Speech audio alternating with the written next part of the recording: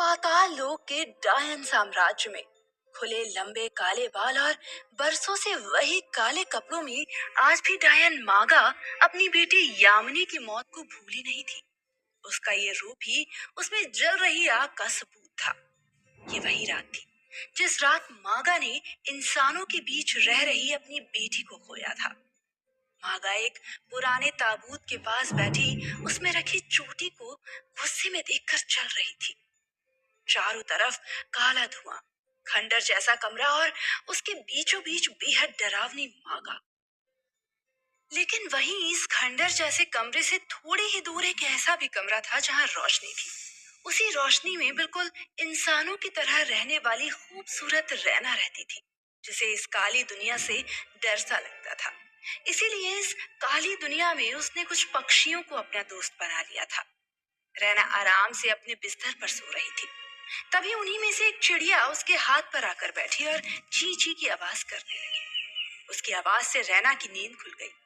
अपने खूबसूरत काले बालों को झटकती हुई वो उठकर बिस्तर पर बैठी और फिर अपनी बड़ी बड़ी काली आंखों से उस चिड़िया को अपने हाथ पर बैठाते हुए बोली, क्या बात है पीहू, आज इतनी रात गए मुझसे मिलने चली आई? रैना ने अपनी हर पक्षी दोस्त को एक नाम दे रखा था और ये थी उसकी सबसे प्यारी दोस्त पीहू। उसके इस सवाल पर पीहू ने उसे बताया कि महारानी मागा ने उसे अपने कमरे में बुलाया है। रिश्ते में तो मागा रैना की नानी थी, लेकिन रैना को मागा से और उसके रूप से बहुत डर लगता था। क्या नानी ने बुलाया है, वो भी इस वक्त? सब ठीक तो होगा ना? वो खुद में बड़बड़ा ही रही थी कि पीहू चींची करती हुई उससे कुछ बोली। पीहू की भाषा सिर्फ रैना ही समझ सकती थी। उसने कहा, तू सही कह रही है, ये तो जाकर ही पता चलेगा। ये बोल वो अपने बिस्तर से उठी और अपने बालों में चोटी बना मागा के कमरे की ओर चल दी। मागा को रैना के खुले बाल रखना बिल्कुल पसंद नहीं था, इसलिए रैना जब भी उनके सामने जाती तो चोटी बांधकर ही जाती। कमरे के बाहर पहुंचते ही रैना बाहर खड़ी खड़ी घबरा रही थी। उसे अंदर जाने से ही डर लग रहा था। तभी अंदर से एक भारी डरावनी आवाज आई, बाहर क्यों खड़ी हो, अंदर आ जाओ। वो आवाज सुनकर घबराहट और डर से कांपती हुई रैना अपने आप उस खंडर जैसे कमरे के अंदर चली गई। रैना का दिल बेहद घबरा रहा था, लेकिन फिर भी वो मासूम सी रैना उस कमरे में गई और धीरे धीरे डरावनी सी दिख रही डायन मागा के पास पहुंची। काले कपड़ों में लिपटी हुई हजारों झुर्रियों से भरे चेहरे वाली मागा को देखकर रैना डर से कांप रही थी, लेकिन डर के मारे बस चुपचाप खड़ी हो गई। उसे इस तरह चुपचाप खड़े हुए देखकर मागा बोली, कब तक यूं डरोगी मुझसे? मैं कोई दुश्मन नहीं हूँ तुम्हारी, बल्कि नानी हूँ। तुम मेरी बेटी का अंश हो। रैना अब भी सर झुकाए चुपचाप ही खड़ी थी, इसीलिए मागा फिर से बोली, क्या हुआ, इतना डर क्यों रही हो? यहाँ आओ मेरे पास।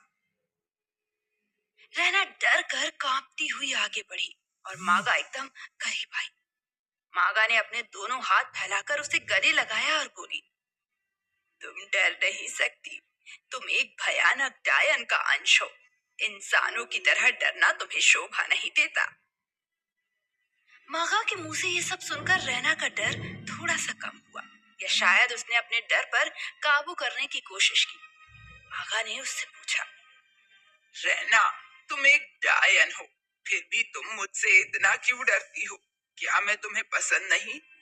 रैना ने कांपती हुई आवाज में कहा, ऐसा नहीं है नानी, लेकिन मैं जब भी इस डरावने कमरे में आती हूँ तो आपके भयानक रूप को देखकर डर जाती हूँ।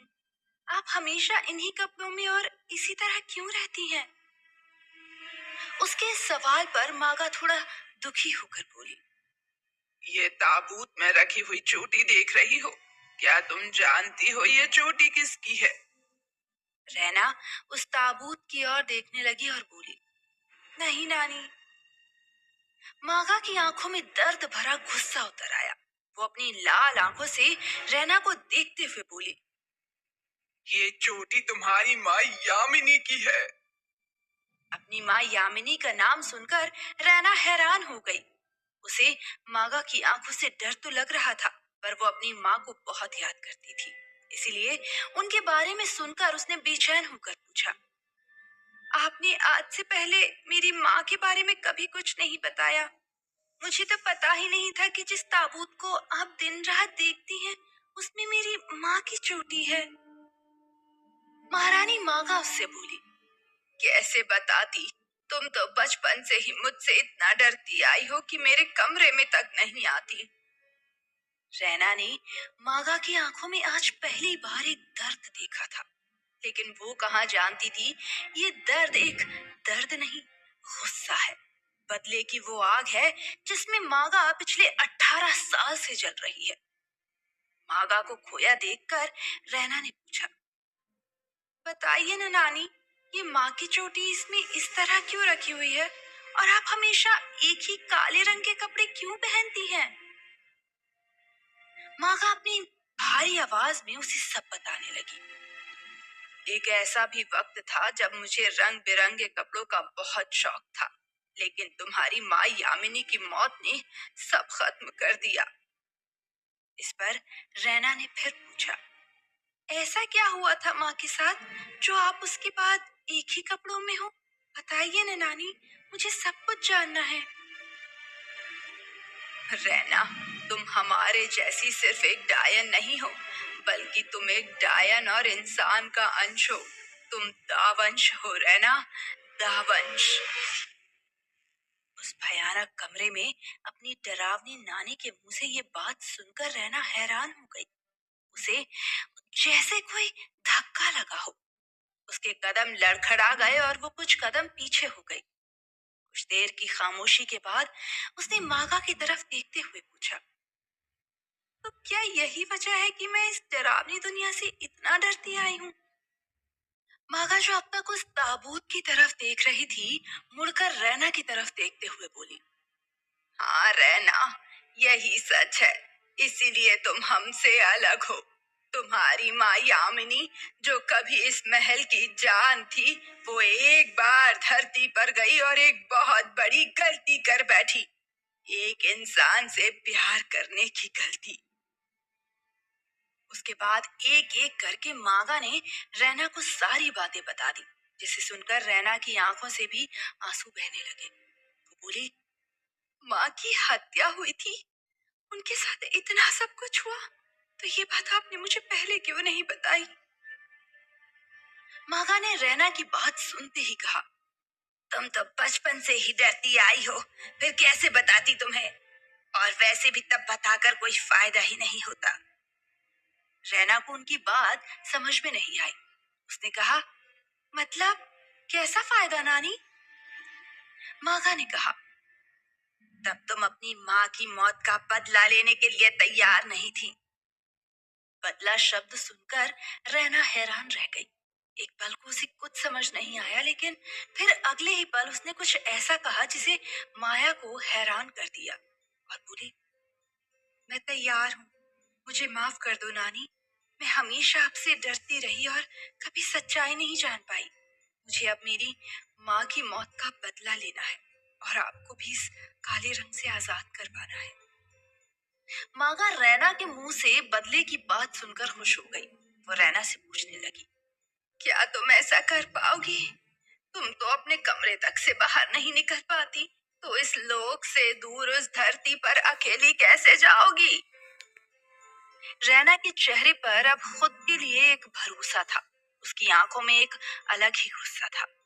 वो मागा से बोली, नहीं नानी, अब मुझे कोई डर नहीं। मुझे बस अपनी माँ की मौत का बदला लेना है, चाहे फिर इसके लिए मुझे कुछ भी करना पड़े। आप मुझे बस धरती पर जाने दीजिए। मागा आज सालों बाद बहुत खुश थी। वो रैना को कंधों से पकड़कर बोली, आज सालों बाद मुझे यामिनी के होने का एहसास हुआ है। आज जाकर उसकी एक झलक तुम में दिखी है मुझे। अब पूरा भरोसा हो गया कि मेरे दिल में जो आग सालों से जल रही थी, तुम उसे जरूर बुझा पाओगी। मेरी यामिनी की मौत का बदला तुम जरूर लोगी।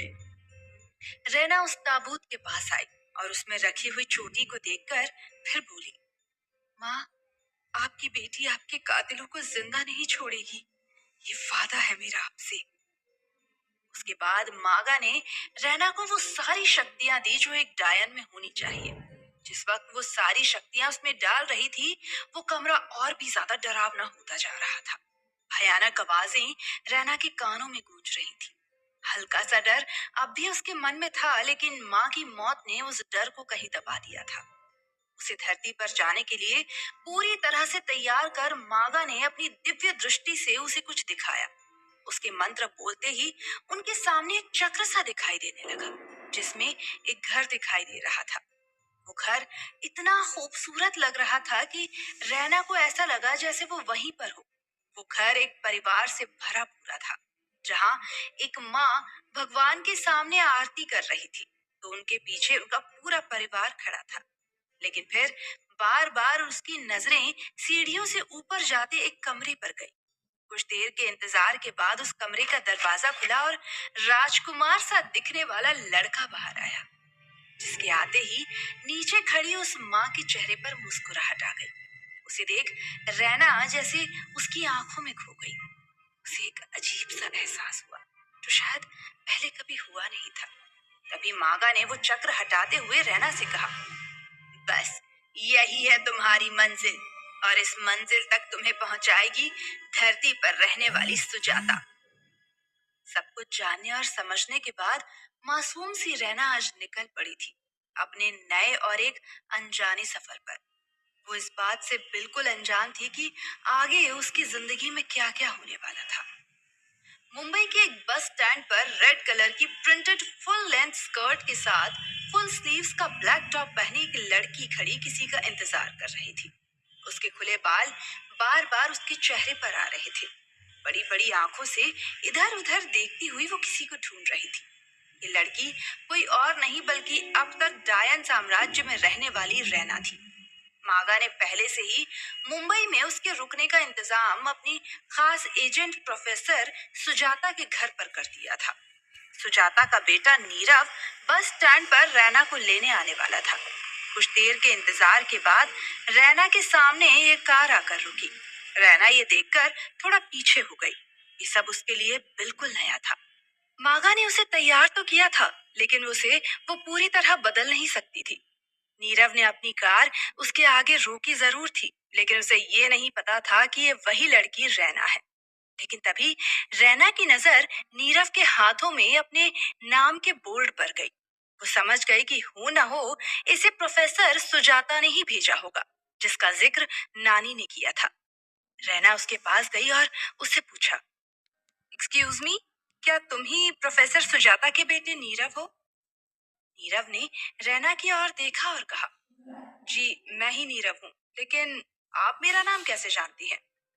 इस पर रैना उस बोर्ड की तरफ इशारा करते हुए बोली, क्योंकि मैं ही रैना हूँ जिसे आप ढूंढ रहे हैं। नीरव ने वो बोर्ड कार की बैक सीट पर फेंका और रैना को देखकर उसकी ओर हाथ आगे बढ़ाते हुए कहा, ओह तो आप हैं मेरी मॉम की खास दोस्त की बेटी रैना, आइए घर चलते हैं। रैना ने उसे हेलो किया और जाकर कार की बैक सीट पर बैठ गई। उसका पीछे बैठना नीरव को थोड़ा अजीब लग रहा था, लेकिन फिर उसने अपने कंधे उचकाते हुए गाड़ी स्टार्ट की और दोनों चल दिए। रैना के लिए यह दुनिया बिल्कुल नई थी, इसीलिए वो लगातार कार से बाहर देख रही थी और नीरव का ध्यान बार बार रैना की ओर ही जा रहा था। वो रेयर व्यू मिरर से बार बार रैना की ओर देख रहा था। नीरव का सारा ध्यान रैना की तरफ होने की वजह से उसे ये भी ध्यान नहीं रहा कि उसने कार गलत डायरेक्शन में मोड़ ली है। तभी सामने से एक ट्रक आ गया, लेकिन इससे पहले कि ट्रक कार से टकराता, रैना ने अपनी आंखों की शक्ति से ही ट्रक को दूसरी तरफ मोड़ दिया और टक्कर होने से बच गई।